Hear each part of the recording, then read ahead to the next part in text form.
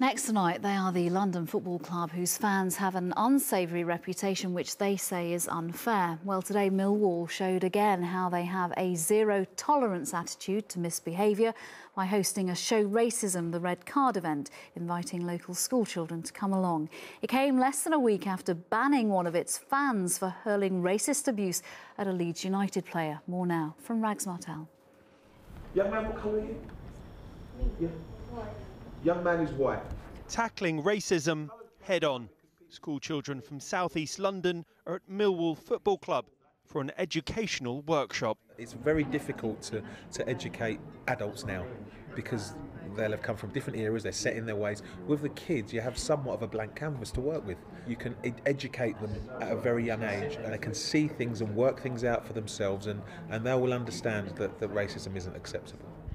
The purpose of the workshop is not just to eradicate racism from football, but from society as a whole. But the sad fact is, it still exists in the game. Only last week, a supporter who was sitting in this stadium pleaded guilty to chanting racist abuse at a player. This is 53-year-old Gerard Scanlon at the Den in November. He was arrested after this footage was broadcast, fined by the court and given a life ban by the club. One incident of racial abuse tarnishes a club and its supporter base, and I think therefore that people are taking responsibility out in the stands to make sure that it doesn't happen.